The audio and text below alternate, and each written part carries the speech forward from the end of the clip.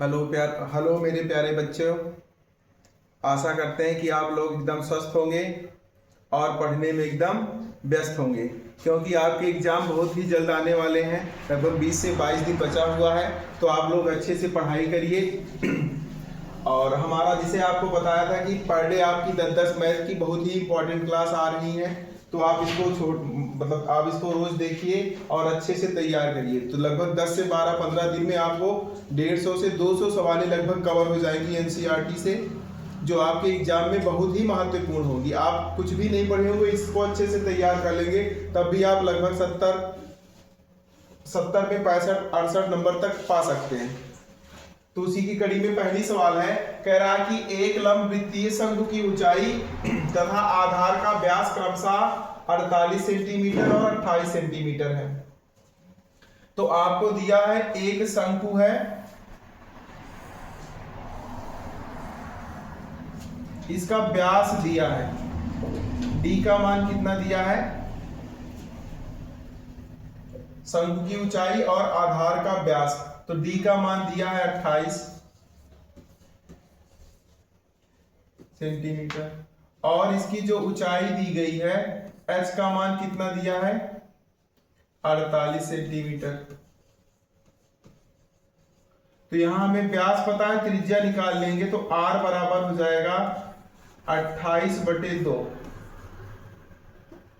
तो यहां से r का मान आ जाएगा 14 सेंटीमीटर, क्योंकि हम जानते हैं कि r बराबर होता है d/2। त्रिज्या पता चल जाएगी। अब कह रहा है कि शंकु का आयतन ज्ञात कीजिए।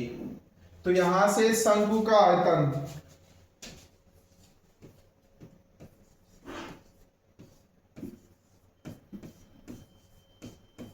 शंकु का आयतन क्या होता है,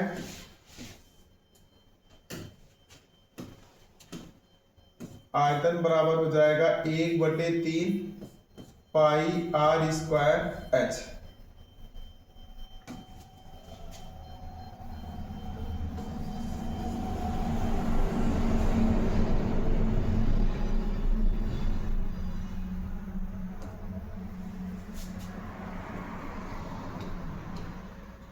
तो शंकु का आयतन कितना होता है 1/3 पाई r स्क्वायर h। तो यहां से इसको हल कर लेंगे भैया, तो ये बनेगा 1/3 पाई का मान हो जाएगा 22/7 गुणे r का मान दिया है 14, तो 14 का स्क्वायर गुणे h का मान दिया है 48। ये बन जाएगा 1/3 गुणे 22/7 गुणे 14 गुणे 14 गुणे 48। हल कर लेंगे, 7 दूनी 14, 3 से काटेंगे तो 3 से इसको काट देंगे, तो 16 × 48। तो ये बन जाएगा आपका 22 दूना 44 गुणे यहां से 14 गुणे 16। अब इसका गुणा कर लेंगे, तो ये बन जाएगा 14 चौका 56 की 6 हासिल 5, 14 चौका 56, 5 61, 616 गुणे 16 आ जाएगा। ये हो जाएगा 16 छक्का 96, 6 हासिल 9, 16 91 16, 16 9 25 की 5 हासिल 2, 16 छक्का 96, 96 2 97 सेंटीमीटर क्यूब। ये बन जाएगा। अब एक बार समझे फिर से भैया, कह रहा है कि एक लंब वृत्तीय शंकु की ऊंचाई तथा आधार का व्यास क्रमशः 48 सेंटीमीटर एवं 28 सेंटीमीटर है। शंकु का आयतन ज्ञात कीजिए। तो सबसे पहले दिया है शंकु की ऊंचाई कितना है 48 सेंटीमीटर, और दिया शंकु का व्यास 28 सेंटीमीटर है, तो त्रिज्या इसकी आधी हो जाएगी 28/2। तो यहां से r का मान कितना आ जाएगा 14 सेंटीमीटर। अब हम जानते हैं कि शंकु का आयतन कितना होता है, 1/3 पाई आर स्क्वायर एच। तो 1/3 गुणे 22/7 गुणे आर का मान 14 का स्क्वायर गुणे 48। हल करेंगे तो 3 से इसको काटे, 2 7 से काटेंगे, 7 दूनी 14 2, तो 3 से 48 को काटेंगे तो 16 आएगा। 22 का 2 से गुणा करेंगे 44 गुणे 14 गुणे 16। हल करेंगे तो कितना आ जाएगा, 9856 सेंटीमीटर क्यूब। अब अगला क्वेश्चन है, कह रहा है बिंदुओं -1, 7 और 4, -3 को मिलाने वाले रेखाखंड को 2:3 के अनुपात में विभाजित करने वाले बिंदु के निर्देशांक ज्ञात कीजिए। तो सबसे पहले एक रेखा है, इसको हमने ए मान लिया, इसको बी मान लिया।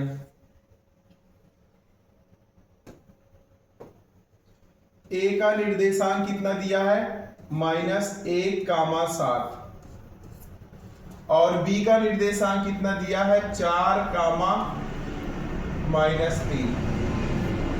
ये बी का निर्देशांक दिया है। अब कह रहा है यहीं पे एक बिंदु हमने माना सी है और सी का निर्देशांक क्या है, x, y है। जो सी बिंदु है इस रेखा को 2:3 के अनुपात में विभाजित करता है, 2:3 के अनुपात में विभाजित करता है। तो सी बिंदु का आपको निर्देशांक निकालना है। एक बार फिर से समझेंगे, कह रहा है बिंदुओं -1, 7 और 4, -3 को मिलाने वाले रेखाखंड को 2:3 के अनुपात में विभाजित करने वाले बिंदु के निर्देशांक। तो सबसे पहले हमने एक रेखा क्या बनाया, ए बी। ए का निर्देशांक है -1, 7 और बी का निर्देशांक है 4, -3। माना इस रेखा पर एक बिंदु सी है जिसका निर्देशांक x, y है। जो बिंदु सी है वो ए बी को 2:3 के अनुपात में विभाजित करता है। अब यहां से x1 बनेगा आपका, लिख ले इसको, x1 का मान बन जाएगा -1, y1 का मान हो जाएगा 7, x2 का मान बनेगा आपका 4 और y2 का मान हो जाएगा -3। यहां से m1 का मान बनेगा आपके पास 2 और m2 का मान बनेगा 3। अब हम जानते हैं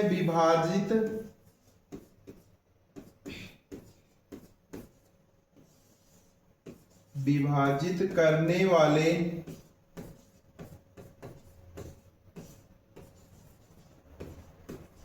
बिंदु के निर्देशांक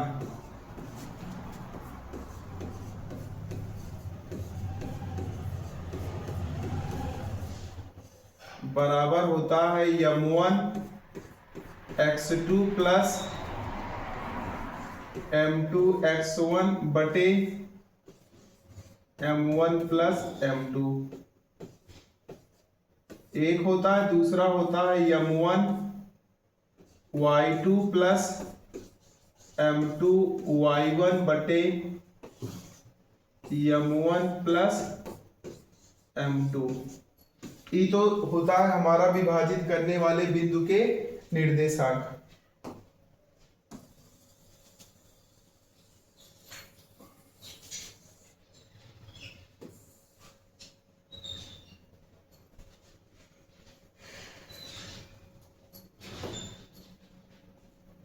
तो विभाजित करने वाले बिंदु के निर्देशांक क्या होते हैं, m1 x2 plus m2 x1 बटे m1 प्लस m2 कामा m1 y2 plus m2 y1 बटे m1 प्लस m2।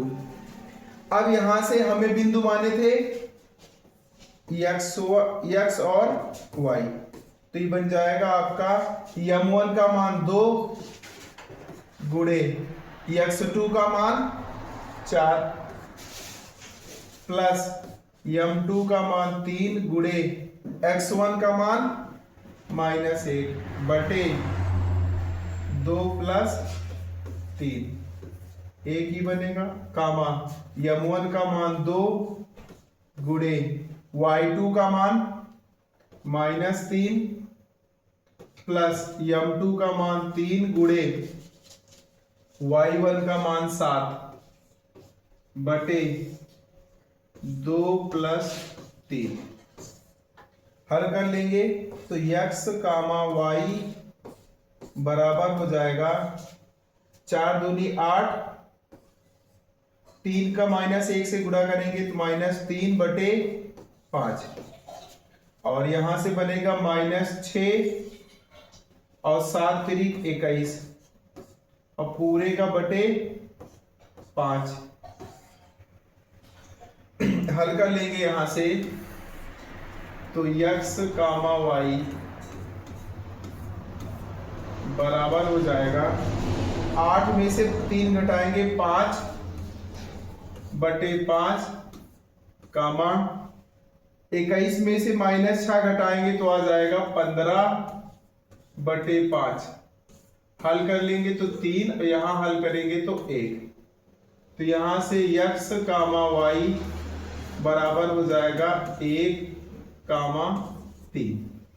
अतः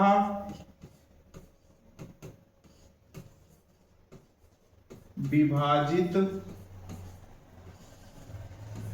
करने वाले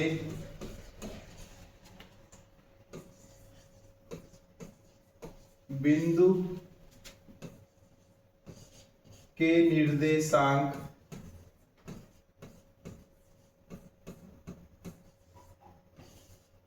कितना होंगे, के निर्देशांक 1 कामा 3 होंगे। तो ये था इसका पूरा हल। ये भी चार नंबर या 6 नंबर का बहुत ही महत्वपूर्ण क्वेश्चन है, जिसमें दिया है, कह रहा बिंदुओं -1 कामा 7 और 4 कामा -3 को मिलाने वाले रेखाखंड को 2:1 के अनुपात में विभाजित करता। तो सबसे पहले हमने एक रेखा खींचा AB, A का निर्देशांक -1 कामा 7 है और B का निर्देशांक 4 कामा -3। एक बिंदु C लिया, C बिंदु AB को 2:3 के अनुपात में विभाजित करता है।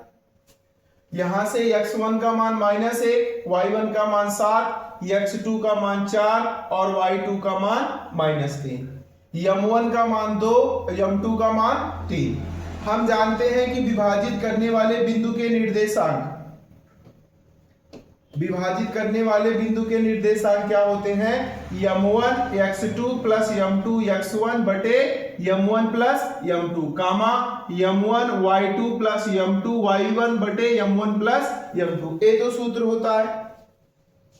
हमने C माना था बिंदु, x और y इसके निर्देशांक माने थे, तो x कामा y बराबर हो जाएगा 2 गुणे 4 प्लस 3 गुणे -1 बटे m1 का मान 2 और m2 का मान 3 कामा 2 गुणे -3 प्लस 3 गुणे 7 बटे 2 प्लस 3। हल करेंगे तो यहाँ आएगा 8 - 3 बटे 5 और यहाँ आएगा -6 प्लस 21 बटे 5। हल कर लेंगे तो x कामा y कितना आ जाएगा, 1 कामा 3। अतः विभाजित करने वाले बिंदु के निर्देशांक क्या बनेंगे, 1 कामा 3। अगला क्वेश्चन है, समीकरण √2 x² प्लस 7x प्लस 5 √2 बराबर 0 के मूल ज्ञात कीजिए। एक द्विघात समीकरण का क्वेश्चन है।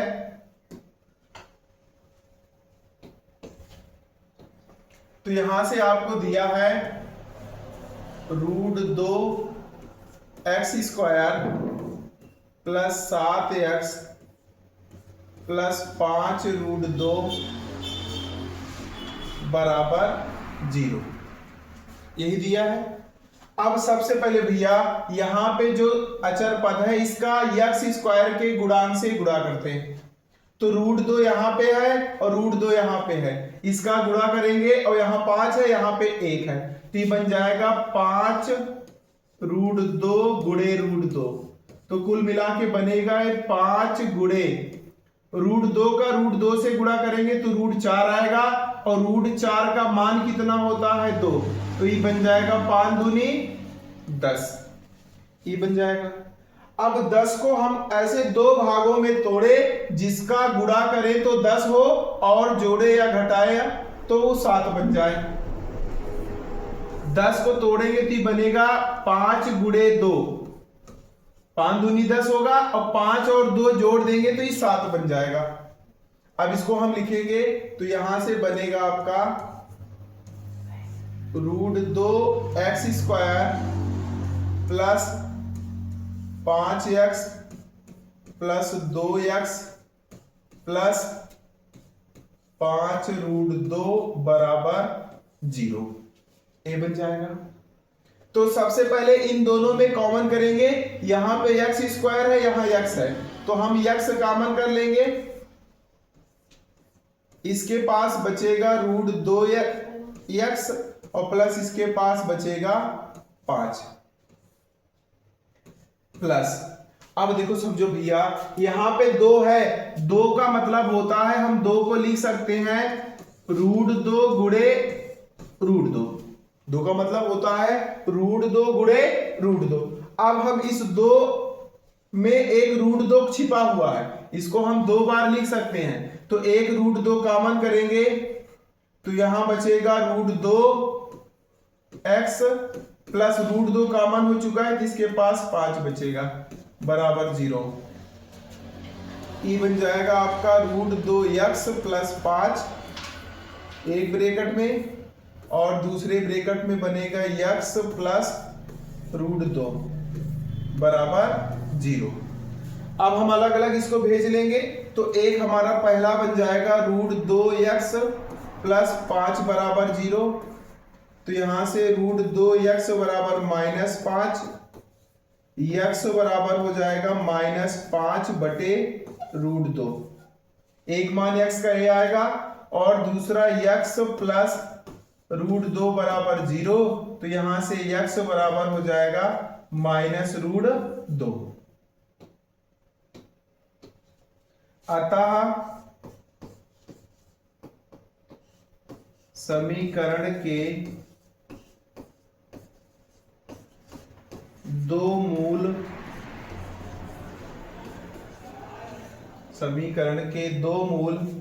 -5 बटे √2 व -√2 होंगे।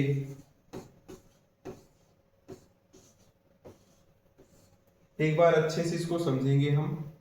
कह रहा है कि समीकरण √2x² प्लस 7x प्लस 5√2 बराबर 0 के मूल ज्ञात कीजिए। तो सबसे पहले समीकरण है, फिर देखो भैया x² का जो गुणांक है उसका अचर पद के साथ गुणा करेंगे, तो यहाँ पे √2 है, यहाँ पे 5√2 है, इसका गुणा करेंगे तो 5√2 गुणे √2, ये बन जाएगा 5√4 और √4 का मान 2, तो 5 दूनी 10।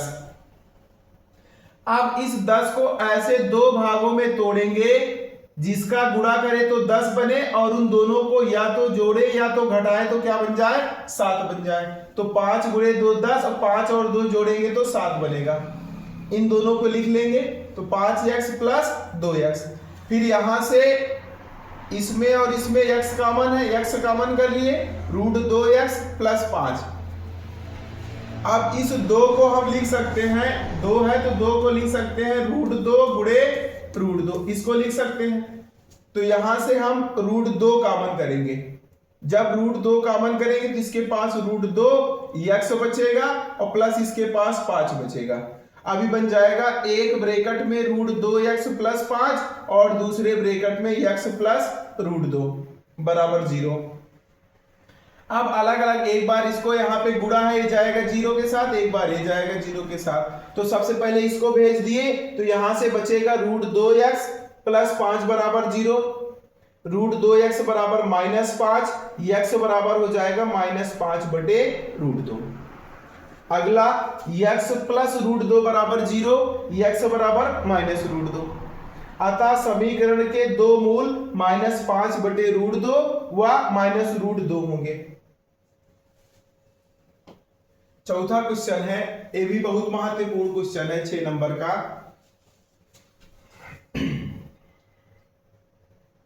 किसमें कह रहा है, यदि दिए गए आवृत्ति विवरण के आंकड़ों का माध्यक 28.5 है तो x और y के मान ज्ञात कीजिए। तो सबसे पहले यहां पे आपका वर्ग अंतराल है,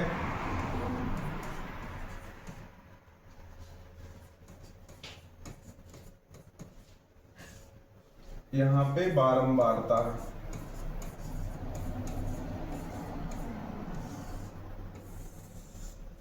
हम एक कॉलम बनाएंगे संचयी बारंबारता की।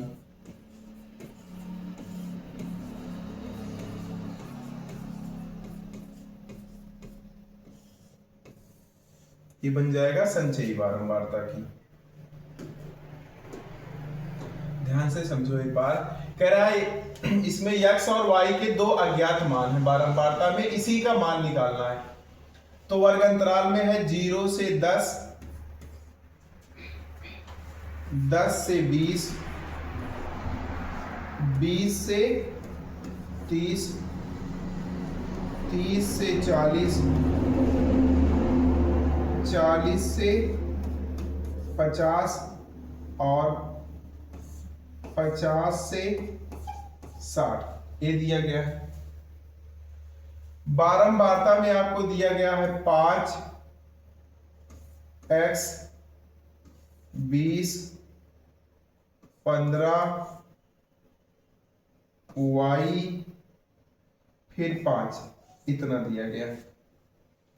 अब संचयी बारंबारता कैसे निकलती है?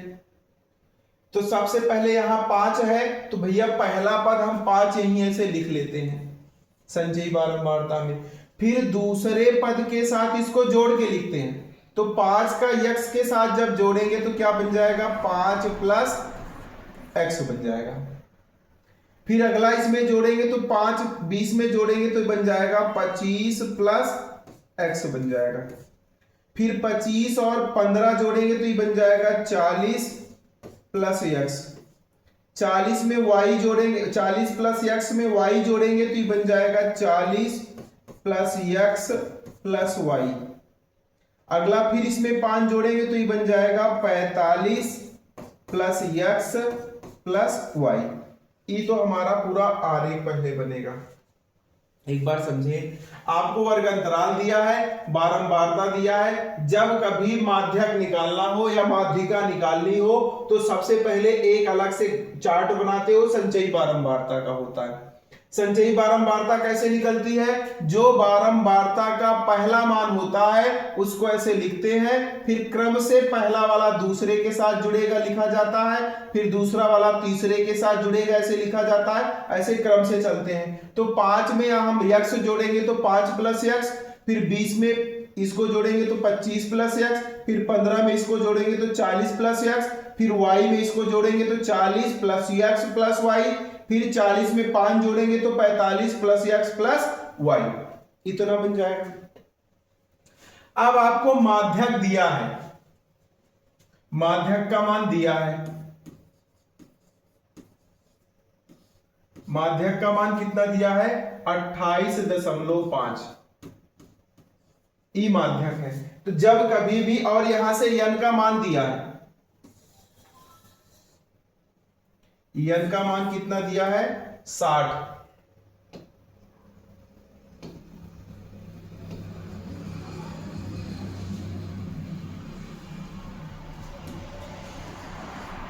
n का मान दिया है 60।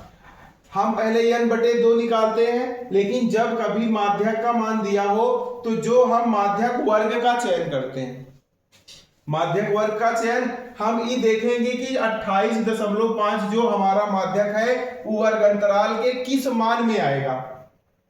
तो 28.5 20 से 30 के बीच में आएगा।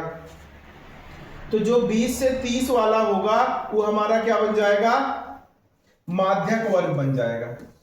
इधर वाला जो भाग होगा वो क्या बनेगा, माध्यक वर्ग बनेगा। इसको हम लिख सकते हैं माध्यक वर्ग।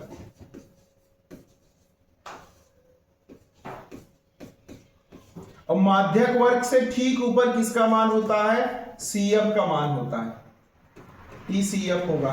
अब इसी माध्यक वर्ग में हम चले आएंगे तो यहां पे जो बारंबारता वाला होता है वो f का मान होता है, और जो इसकी निम्न सीमा होती है, निम्न सीमा यहां पे 20 है, EL का मान बन जाएगा। और 30 में से 20 को हम घटाएंगे तो h बन जाएगा, h का मान आ जाएगा। तो यहां से CF का मान कितना बनेगा, 5 प्लस x। F का मान कितना बनेगा, 20। L का मान कितना होगा, ये भी 20 ही होगा। और H का मान हो जाएगा 30 माइनस 20, तो ये आ जाएगा 10। E बन जाएगा। एक बार अच्छे से समझेंगे, अच्छी सवाल है, 6 नंबर की एक महत्वपूर्ण सवाल। और अगर हमारा वीडियो आपको पसंद आ रहा हो तो चैनल को थोड़ा लाइक करें, सब्सक्राइब करें और ज्यादा से ज्यादा लोगों तक पहुंचाएं, आप शेयर करें। एक बार समझें इसको अच्छे से। आपको दिया है वर्ग अंतराल और बारंबारता। तो सबसे पहले जब कभी भी वर्ग अंतराल और बारंबारता दिया रहे तो हम क्या निकालते हैं, संचयी बारंबारता। और संचयी बारंबारता निकलती कहां से है, जो बारंबारता का पहला मान होता है इसको ऐसे लिखते हैं, फिर दूसरा इसमें जोड़ते हैं, फिर इसमें जोड़ते हैं, यहां लिखते हैं, फिर इसमें जोड़ते हैं, यहां लिखते हैं, फिर इसमें जोड़ते हैं, यहां लिखते हैं, ऐसे क्रम से करते हैं। तो जब इसको जोड़ेंगे तो क्या बनेगा, 45 प्लस x प्लस y। अब देखेंगे कि जो माध्यक है, माध्यक का मान कितना दिया है, तो माध्यक हमारा कितना है, 28.5। अब देखेंगे कि माध्यक हमारा किस वर्ग अंतराल में आएगा, तो 20 से 30 के बीच में 28.5 आएगा। तो यही 20 से 30 वाला हमारा क्या बन जाएगा, माध्यक वर्ग। माध्यक वर्ग से ठीक ऊपर CF होता है संचयी बारंबारता में, और इसी माध्यक वर्ग में ऐसे आएंगे तो जो बारंबारता वाला होता है उसमें OF का मान होता है। माध्यक वर्ग में ही जो इसकी निम्न सीमा होगी 20, ये हमारा L का मान बनेगा। अब 30 में से 20 को घटाएंगे, उच्च सीमा से निम्न सीमा को घटाएंगे तो ये हमारा H का मान बनेगा। अब देखो इसके बाद भैया, माध्यक का सूत्र होता है, माध्यक बराबर, माध्यक या माध्यिका आप कह सकते हो, माध्यक बराबर होता है L plus N/2 minus CF पूरे का बटे F गुणे H। ये क्या होता है, माध्यक का सूत्र। माध्यक बराबर क्या होता है, L plus N/2 minus CF पूरे का बटे F गुणे H। अब माध्यक का मान कितना दिया है, 28.5 बराबर L का मान 20 प्लस N/2, N का मान 60 है तो N/2 कितना हो जाएगा, 30 हो जाएगा। तो N/2 का मान हो जाएगा 30 माइनस, अब सबसे इंपॉर्टेंट पॉइंट यही है, अगर आप माइनस, इससे पहले देखेंगे यहां द्विपद है, अगर आप केवल -5 के साथ केवल माइनस लगाए, यहां 5 के साथ माइनस लगाओगे तो गलत हो जाएगा, क्योंकि द्विपद है 5 प्लस x, उससे पहले यहां पे माइनस है तो इसका मान बदल जाएगा, ये बन जाएगा 5 माइनस x। अब पूरे का बटे F का मान कितना है, 20 गुणे H का मान 10। हल करेंगे तो इधर 28.5 है, इधर 20 है, तो भैया ये बन जाएगा 28.5 माइनस 20 बराबर हो जाएगा 30 में से 5 घटाएंगे तो बचेगा 25 माइनस x और पूरे का बटे, ये 0 से 0 काट दो, बचेगा 2। 28.5 में से 20 घटाओगे तो ये बन जाएगा 8.5, और भैया यहां बटे में 2 है, 2 इसके साथ आ जाएगा तो हो जाएगा गुणे 2 बराबर बनेगा 25 माइनस x, ये बन जाएगा। अब यहां से देखेंगे भैया तो 85 8.5 गुणे 2 करेंगे तो ये बन जाएगा 17.5 ओ 17.0। एक बार समझेंगे यहां से 8.5 में 2 से गुणा करेंगे तो ये बन जाएगा 17 सीधा। चलो आप यहां से बचा हुआ है आपके पास 25 माइनस एक्स, पक्षांतर x को इधर 17 को उधर भेज दो तो x इधर आ जाएगा प्लस में, ये बन जाएगा 25 माइनस 17। तो यहां से x का मान कितना हो जाएगा 8।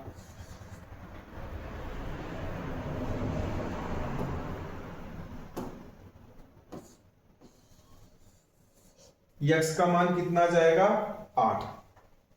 अब हमको y का मान निकालना है तो यहीं से देख लो भैया, देखो यहां से 45 प्लस एक्स प्लस वाई, यही जो 45 प्लस एक्स प्लस वाई है वो आपका जो बारंबारता के पदों का योगफल होता है उसी के बराबर होता है। तो हम कह सकते हैं 45 प्लस एक्स प्लस वाई बराबर हो जाएगा 60। एक्स का मान हमें पता है 8 प्लस वाई बराबर हो जाएगा 60 माइनस 45। तो यहां से 8 प्लस वाई बराबर हो जाएगा 60 में से 45 घटाओगे कितना आएगा 15 आएगा। वाई बराबर हो जाएगा 15 माइनस 8। तो यहां से वाई का मान कितना आ जाएगा 7। इतना ही करना है हमको। एक बार इधर वाला आप फिर से समझेंगे तो यहां से 45 प्लस एक्स प्लस वाई जो होगा वो जो आपका बारंबारता में n का मान दिया है उसी के योगफल के बराबर होता है। तो हम कह सकते हैं कि 45 प्लस एक्स प्लस वाई बराबर 60। तो 8 प्लस वाई, क्योंकि x का मान 8 है, प्लस वाई बराबर हो जाएगा 60 माइनस 45। 8 प्लस वाई बराबर हो जाएगा 15, वाई बराबर हो जाएगा 15 माइनस 8। तो यहां से y का कितना मान आ जाएगा 7। ये 6 नंबर का एकदम महत्वपूर्ण सवाल है। हो सकता है 2026 के पेपर में आपको ये सवाल मिले, तो इसको आप अच्छे से एकदम तैयार कर लो। अगला क्वेश्चन है, ये भी बहुत ही इंपॉर्टेंट क्वेश्चन है, ऊंचाई और दूरी का है। इसमें आपको कह रहा है कि एक 80 मीटर चौड़ी सड़क के दोनों ओर आमने सामने समान ऊंचाई के 2 खंभे लगे हुए हैं। तो सबसे पहले आपको दिया है कि एक सड़क है जिसकी चौड़ाई कितना है 80 मीटर। एक सड़क है जिसकी चौड़ाई कितना दी गई है 80 मीटर।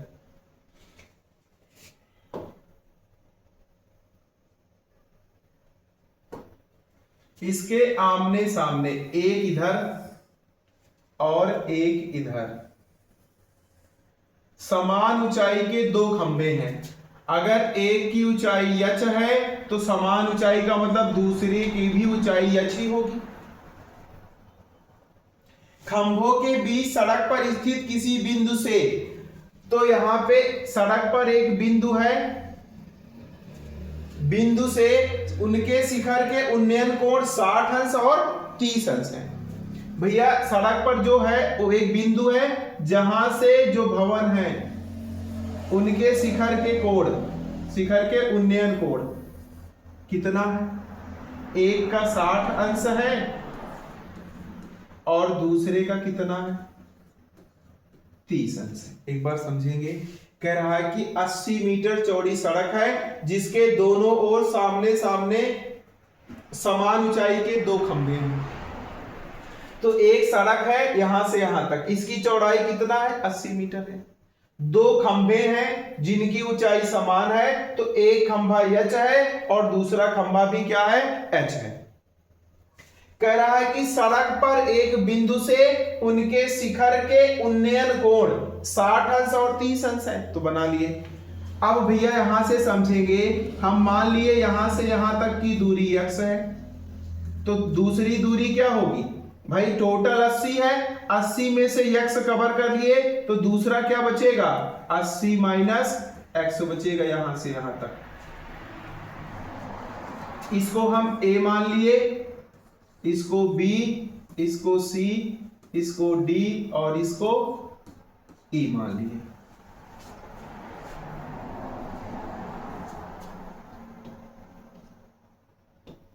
तो यहां से माना AE व CD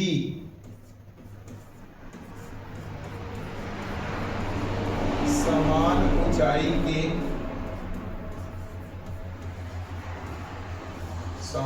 ऊंचाई के दो खंभे हैं।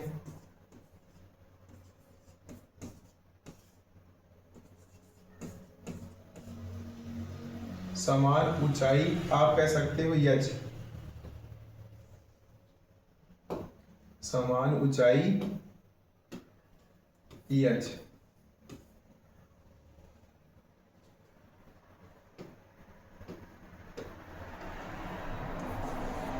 के दो खंभे हैं और आपको दिया है कि AC सड़क है।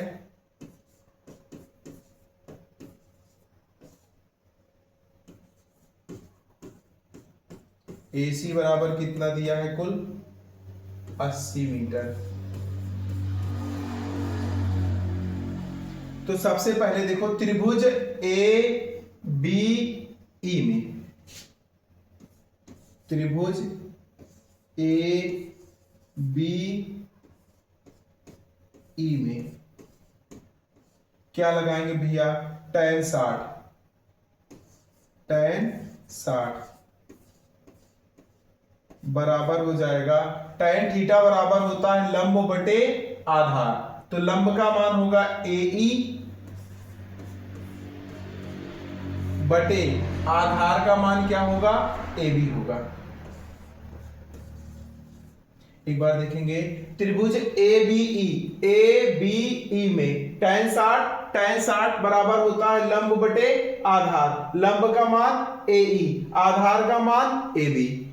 तो यहां से tan 60 अंश बराबर हो जाएगा AE बटे AB। tan 60 का मान कितना होता है, √3 बराबर tan 60 का मान √3 बराबर AE का मान भैया इसकी ऊंचाई यच है बटे AB का मान x है। तो यहां से x बराबर हो जाएगा, x इधर आ जाएगा, √3 इधर आ जाएगा, h बटे √3। इसको हम समीकरण 1 मान लेंगे। अब अगला देखो आप, फिर दूसरा है त्रिभुज BCD में, BCD में इसमें क्या लगाओगे, इसमें भी tan 30 अंश बराबर लंब बटे आधार, लंब का मान होगा CD बटे आधार का मान होगा BC। tan 30 का मान होता है 1 बटे √3 बराबर CD का मान h बटे BC का मान 80 माइनस x। BC का मान कितना हो जाएगा, 80 माइनस x। इसका इधर गुणा कर देंगे भैया, तो 80 माइनस x बराबर हो जाएगा h और √3 इधर आएगा तो √3 हो जाएगा। इसको समीकरण 2 मान लेंगे। अब समीकरण 1 का मान समीकरण 2 में रख देंगे। तो यहां से समीकरण 1 का मान 2 में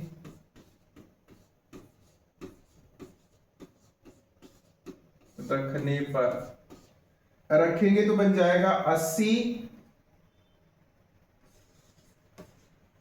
माइनस इस x की जगह क्या हो जाएगा, h बटे √3, h बटे √3 बराबर हो जाएगा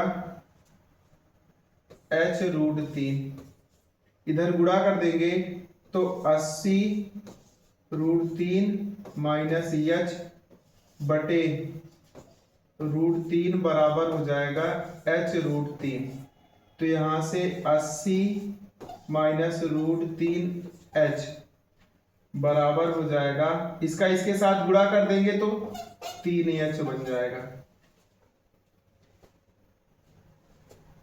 अब इसके आगे देखेंगे भैया, थोड़ा से जगह कम पड़ रही है। इसके आगे यहां से h उधर भेज देंगे,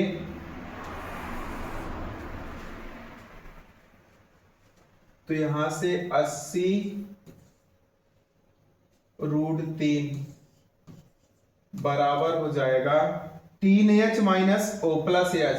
तो 3h और इधर माइनस उस तरफ जाएगा प्लस में, तो यहां से आ जाएगा 80√3 बराबर हो जाएगा 4h।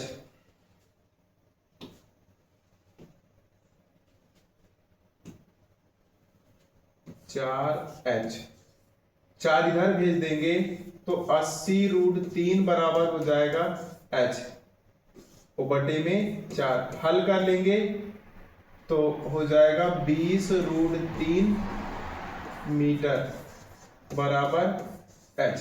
तो h का मान कितना आ जाएगा 20√3। अब हमें तो उसकी ऊंचाई पता चल गई, लेकिन कह रहा है कि बिंदु की दूरी भी ज्ञात करना है। तो बिंदु की दूरी x का मान निकालना है, यहां पे रख देंगे भैया। बिंदु की दूरी देख लो आप,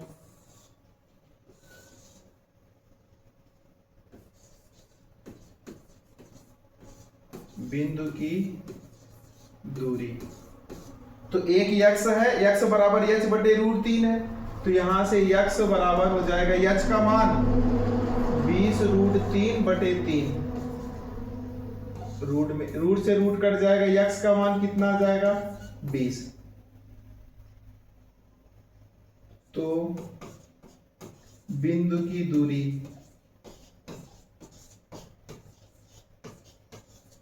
कितना आएगी, एक 20 होगी और 80 में से इधर देखो भैया, 80 में से 20 घटाओगे कितना आ जाएगा 60 होगा। यही दोनों आ जाएंगे बिंदु से दूरी। थोड़ा जगह कम था, एक बार फिर से इसको अच्छे से समझेंगे। आपको दिया है कि एक 80 मीटर चौड़ी सड़क है, तो एक सड़क है जिसकी चौड़ाई 80 मीटर है, दोनों ओर आमने सामने समान ऊंचाई के खंभे हैं, तो एक खंभा ए दूसरा खंभा CD, इन दोनों की ऊंचाई समान है। खंभों के बीच सड़क पर स्थित किसी बिंदु से इन दोनों खंभों के शिखर का उन्नयन कोण 60 और 30 है। तो बिंदु हमने B लिया, यहां से उन्नयन कोण 60 है और दूसरे का उन्नयन कोण 30 है। तो सबसे पहले त्रिभुज ABE में tan 60 लंब बटे आधार, तो लंब का मान होगा AE और आधार का मान होगा AB रखेंगे। तो यहां से tan 60 का मान √3 बराबर AE का मान h और AB का मान x। तो यहां से पक्षांतर कर लेंगे तो x का मान हो जाएगा h बटे √3, इसको समीकरण 1 मानेंगे। फिर इसी तरह इसको हल करेंगे, फिर पूरा मान निकल आएगा। तो यहां से h का मान आ जाएगा 20√3 मीटर और उन दोनों बिंदुओं की दूरी होगी, एक की 20 होगी और दूसरे की 60 होगी। अगला क्वेश्चन है, ये भी अच्छा ही क्वेश्चन है। कह रहा है लकड़ी के ठोस बेलन के प्रत्येक सिरे पर एक अर्धगोला खोदकर निकालते हुए चित्रानुसार एक खिलौना बनाया गया है। मतलब एक बेलन है जहां से ऐसे यहां इधर से काट के निकाल दी जाती है लकड़ी और इधर से काट के निकाल दी जाती है लकड़ी। उसके बाद जो ठोस बचता है उस ठोस का संपूर्ण पृष्ठीय क्षेत्रफल पूछा है। तो ठोस क्या बचेगा,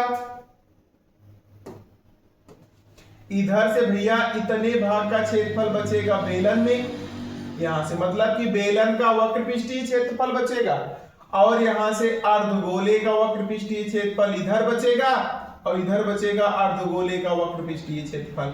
मतलब कि इस आकृति में जो बचेगा वो बेलन का वक्र पृष्ठीय क्षेत्रफल प्लस दो अर्धगोला है, इन दोनों अर्धगोले का वक्र पृष्ठीय क्षेत्रफल यही इसमें बचेगा।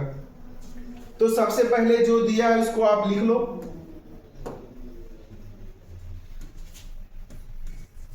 दिया है बेलन की ऊंचाई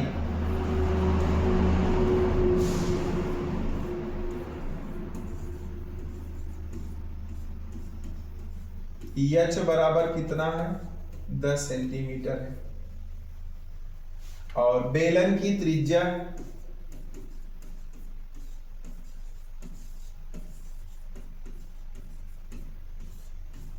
r बराबर कितना दिया है, 3.5 सेंटीमीटर। अर्धगोले की त्रिज्या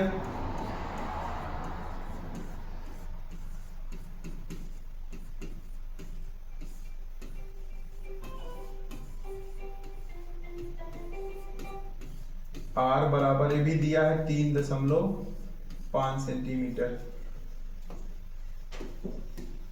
अब यहां से खिलौने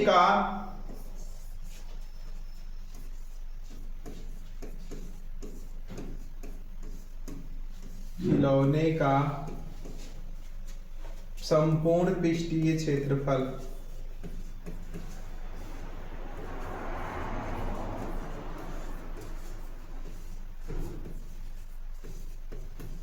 ये बन जाएगा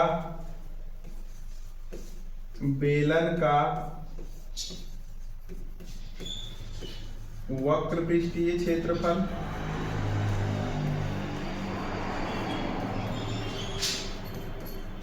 प्लस दो अर्धगोला है तो 2 गुणे अर्धगोले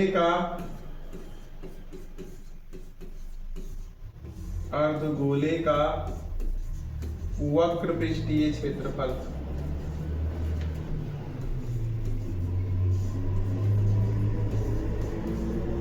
ये बनेगा आपका खिलौने का संपूर्ण पृष्ठीय क्षेत्रफल बराबर बेलन का वक्र पृष्ठीय क्षेत्रफल प्लस 2 गुणे अर्धगोले का वक्र पृष्ठीय क्षेत्रफल।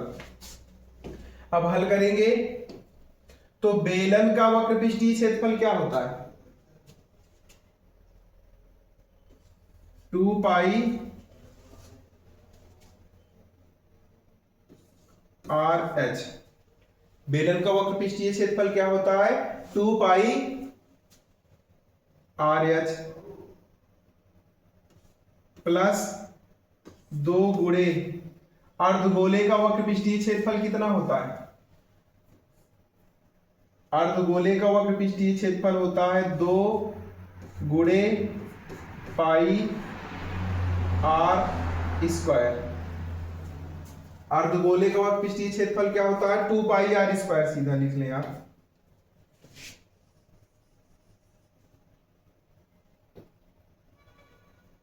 To pi are square. तो यहां से 2 पाई आर इसमें है और यहां से 2 पाई आर इसमें है, तो 2 पाई आर कॉमन कर लो आप। इसके पास बचेगा h प्लस इसके पास बचेगा 2 आर। इसके पास क्या बचेगा, h प्लस इसके पास क्या बचेगा, 2 आर। मान रख दो आप, तो 2 गुणे पाई का मान कितना है, 22/7 गुणे आर का मान 3.5, ब्रैकेट में h का मान 10 प्लस 2 आर का मान गुणे 3.5। हल कर लेंगे, इसको काटेंगे तो 0.5 आ जाएगा। ये बन जाएगा 2 गुणे 22 पंचे 110, 11 बन जाएगा। गुणे इसमें जोड़ेंगे भैया तो 35 दूनी 70, 7 बनेगा, 10 में जोड़ेंगे तो ये बन जाएगा 17। तो ये हो जाएगा 11 दूनी 22 गुणे 17। तो यहां से आ जाएगा आपका 17 दूनी 34 की 4 हासिल 3, 17 दूनी 34, 34 3 37, 374 सेंटीमीटर स्क्वायर। इतना करना है आपको। एक बार अच्छे से समझेंगे, एक खिलौना है, यही आपका खिलौना है।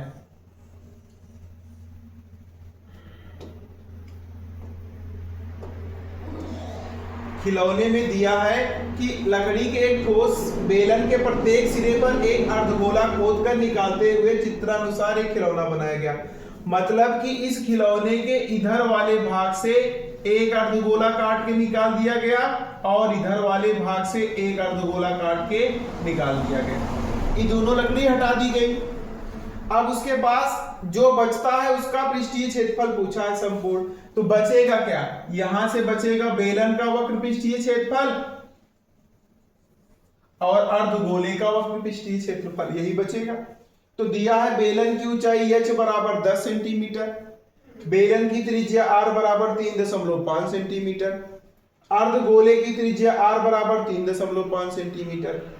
तो खिलौने का संपूर्ण पृष्ठीय क्षेत्रफल बेलन का वक्र पृष्ठीय क्षेत्रफल प्लस दो अर्धगोला है तो 2 गुणे अर्धगोले का वक्र पृष्ठीय क्षेत्रफल। बेलन का वक्र पृष्ठीय क्षेत्रफल 2 पाई RH प्लस 2 गुणे अर्धगोले का वक्र पृष्ठीय क्षेत्रफल 2 पाई R स्क्वायर।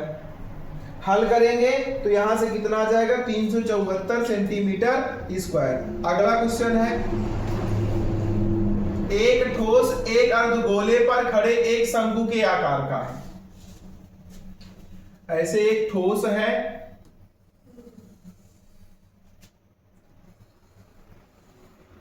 एक अर्धगोला है, उसी पे एक शंकु है। ऐसे शंकु बना हुआ है, शंकु के आकार का है। शंकु और अर्धगोले की त्रिज्याएं समान है।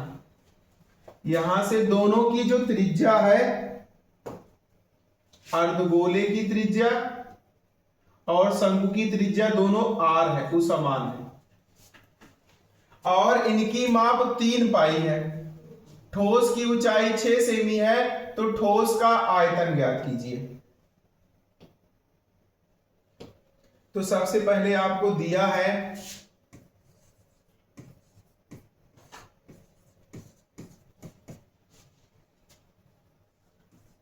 शंकु की त्रिज्या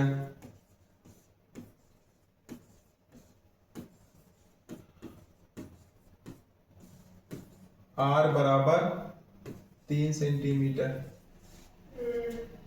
और शंकु और अर्धगोले की त्रिज्याएं समान, इनकी माप 3 सेमी है। यदि ठोस की कुल ऊंचाई 6 सेमी है, ये जो ठोस कुल बन रहा है यहां से यहां तक की कुल ऊंचाई कितनी है 6 सेमी है, तो शंकु की ऊंचाई कितनी होगी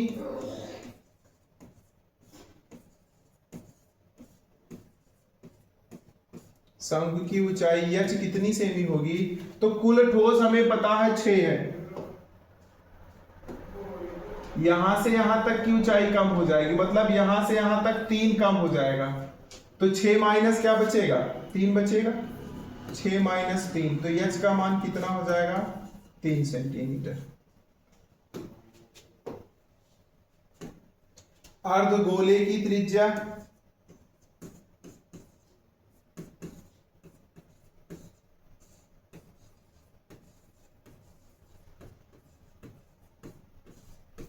r बराबर भी दिया है 3 सेंटीमीटर।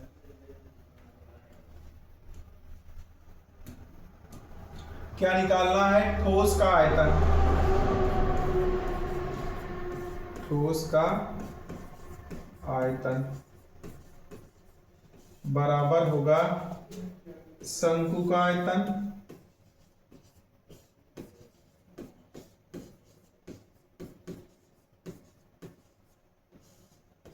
प्लस अर्धगोले का आयतन।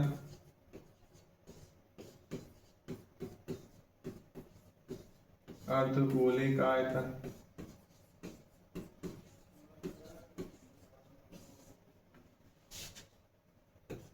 तो शंकु का आयतन होता है 1/3 पाई r स्क्वायर h प्लस अर्धगोले का आयतन होता है 2/3 पाई r क्यूब। ये अर्धगोले का आयतन हो जाएगा। अब इसमें से देखेंगे तो एक सबका मान रख दें, 1/3 पाई आर स्क्वायर कॉमन है।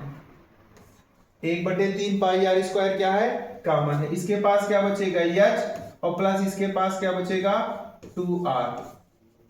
तो यहां से आ जाएगा 1/3 गुणे 22/7 गुणे एच का मान 3 प्लस और 2 गुणे आर का मान 3,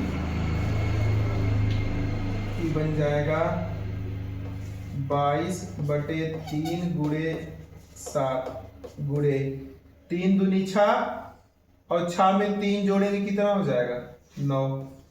3 से काट देंगे इसको, 3 आ जाएगा।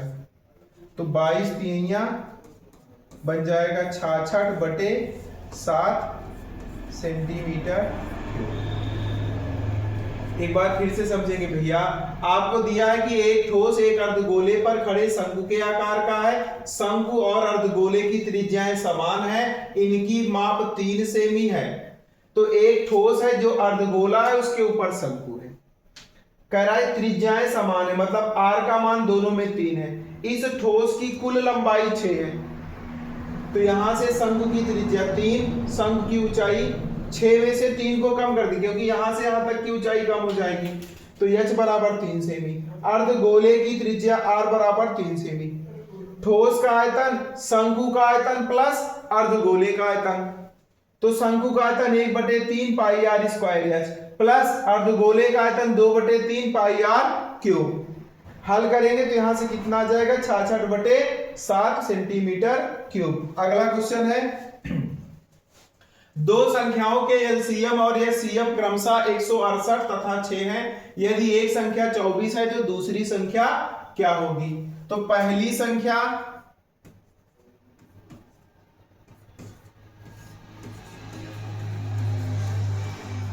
संख्या गुणे दूसरी संख्या बराबर होता है HCF गुणे LCM, यही होता।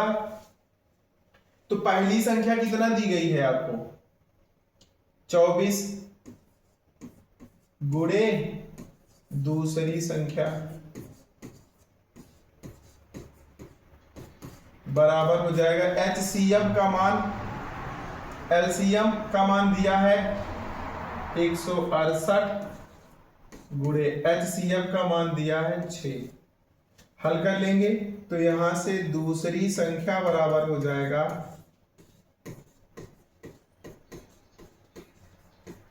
दूसरी संख्या बराबर हो जाएगा 6 गुणे 168 और बटे यहां गुणा हो रहा है, इस तरफ आ जाएगा भाग, तो 24 काट देंगे 6 से, 6 चौका 24, 4 1 9 4, 4 चौक 16, 4 दूनी 8। तो यहां से दूसरी संख्या कितना आ जाएगी? 42। दूसरी संख्या कितना आ जाएगी? 42। यही है। अगला क्वेश्चन है, कह रहा है एक्स अक्ष पर उस बिंदु के निर्देशांक ज्ञात कीजिए जो 2, -5 और -2, 9 से समदूरस्थ है। तो सबसे पहले एक्स अक्ष पर एक बिंदु ले लिया, ए है एक्स अक्ष पर एक बिंदु, और उसका निर्देशांक क्या होगा? x, 0। माना एक्स अक्ष पर एक बिंदु ए है, उसका निर्देशांक क्या है? a, 0 है। अब यहां ये जो बिंदु है वो 2, -5 और -2, 9 से समदूरस्थ है। मतलब इसको B मान लिए और इसको क्या मान लिए? C मान लिए।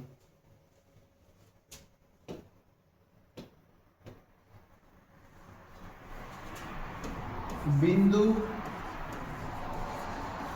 A B व C से समदूरस्थ है, अतः ए बी के बीच की दूरी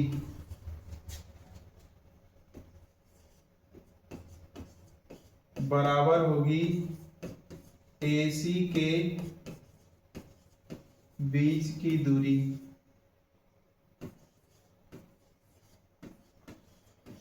यही बनेगा। कह रहा है कि जो बिंदु x अक्ष पर एक बिंदु हमने लिया x, 0, जो बिंदु 2, -5 और -2, 9 से क्या है, समदूरस्थ है। मतलब कि ये जो दोनों है बिंदु, इन दोनों से समान दूरी पर है। उसके बाद कह रहा जब ए बी व सी से समदूरस्थ होगा तो ए बी के बीच की दूरी बराबर होगी ए सी के बीच की दूरी। अब ए बी के बीच की दूरी, दो बिंदुओं के बीच दूरी होती है √x2 - x1 का स्क्वायर। तो ये बन जाएगा x1, ये बनेगा x1, इसको मान लो y1, x2 और y2, यहां से x2 और इसको y2। पहले ए बी के लिए भैया चलेंगे, तो ए बी के लिए x2 का मान 2 बनेगा,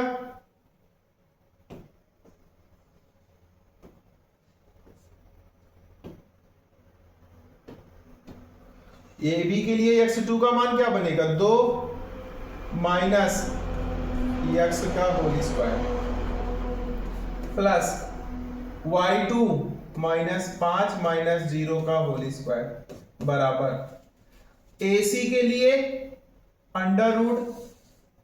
AC के लिए x2 -2 - x का होल स्क्वायर प्लस y2 9 - 0 का होल स्क्वायर। अब दोनों पक्षों का वर्ग करेंगे,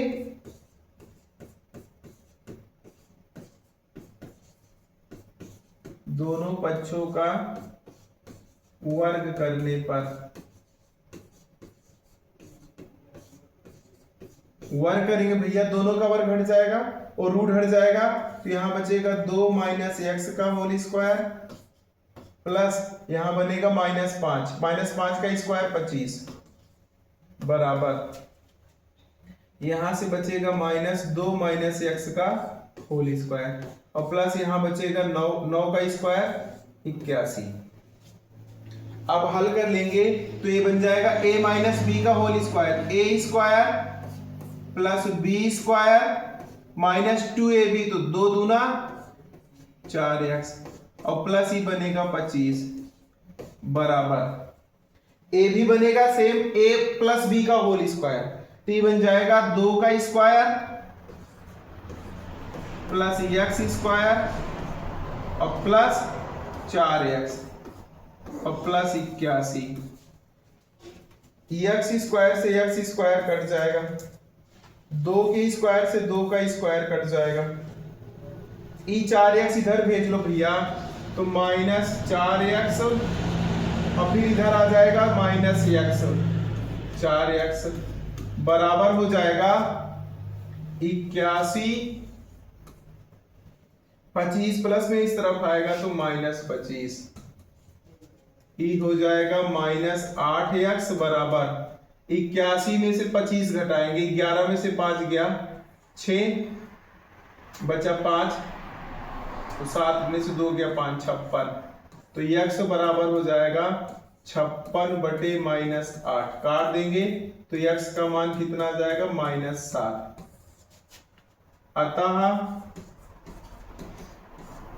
x अक्ष पर स्थित बिंदु -7, होगा। यही इतना करना है।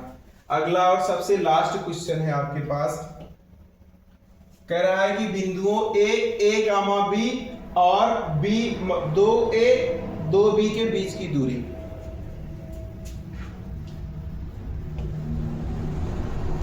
तो यहां से दो बिंदुओं के बीच की दूरी